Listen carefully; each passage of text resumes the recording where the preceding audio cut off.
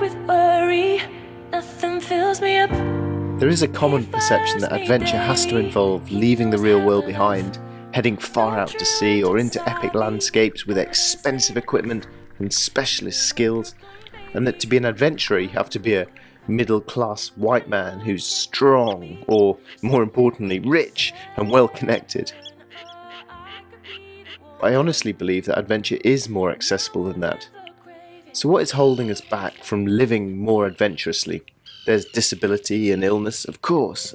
A reminder for those of us who are healthy to not take that for granted. And there are the big, glaring obstacles too. A lack of time is one of the biggest problems of our age. 3, 2, 1. Being too busy for adventure, for wilderness, tranquility, sunset, surely means we need to make time for it, even if it's just a short micro-adventure escape from the office. A shortage of money stops many people through a mistaken assumption that adventure has to be expensive. Some of the best journeys of my life cost less than the phone you're watching this on. Relationships and family commitments and children stand between many of us and our blissful, selfish dirtbag vagabondage. Maybe you truly are indispensable, or perhaps your other half simply doesn't share or even understand your restless spirit, in which case, good luck, you'll need a wiser man than me to solve that conundrum. But otherwise, I think what's standing in the way of us and our adventure is not time or money or kids or whatever. What's stopping us living adventurously is fear. Often we might not recognise it as that, or even deny it, or react angrily at the very suggestion. But fear has so many forms. There's simple fears like vertigo that keeps us from climbing, or snakes, or wide open oceans. There's fear for safety, from the wilderness or from assault, but anxiety about the wild places is really a healthy emotion of respect and shouldn't stop us from starting small. And fear of assault, is that an issue for quiet evenings alone in the countryside, or is it one for our daily life surrounded by humans?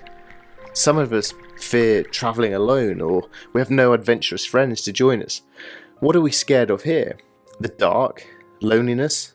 Or do we doubt ourselves, mistakenly worried that our small adventures don't count or aren't up to much? We fear the inadequacy of comparison, or hiding behind defences that class or upbringing or education mean that people like me don't do adventure, can't do adventure, that the door to entry is closed, as if that were ever possible for walking up a hill or joining a club and making a start.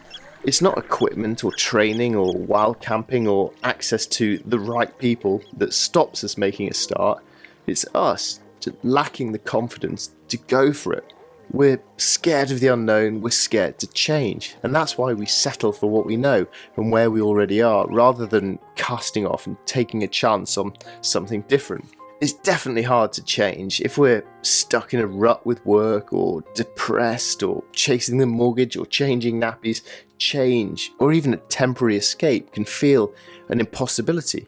I don't deny that, nor do I believe it's impossible. But as if all this wasn't hard enough, making changes, risking uncertainty, we also fear what will other people think about us. What will society or friends or family think if we go do something weird? What will people think? We fear, above all, the unknown of how this all might pan out. Adventure's not scary, life is scary, and that's why we stick with what we have. We procrastinate and we make excuses. But what scares me, what really scares me more than any of these very real fears, is the thought that one day it will be too late. And I'm scared how much I'll regret it if I don't do whatever I can to push off from the shore and dare myself right now to try to live just a little bit more adventurously.